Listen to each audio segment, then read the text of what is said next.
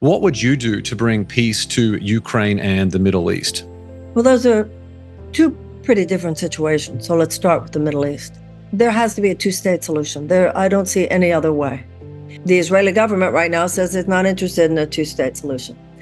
And there are people on the left who keep saying they want a one-state solution.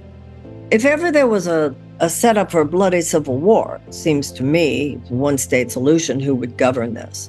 I think this war needs to end. We need to release the hostages, whatever hostages are still there and alive. We need to stop the war. We need to obviously rebuild Gaza, and we need the architecture of a two-state solution.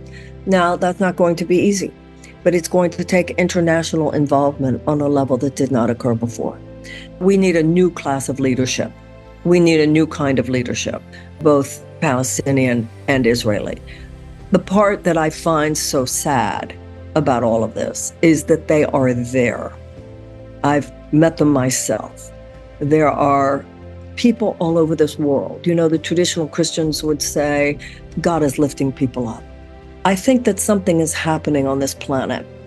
A new kind of thinker, a new kind of visionary is arising in this world. And they're in the Middle East as well.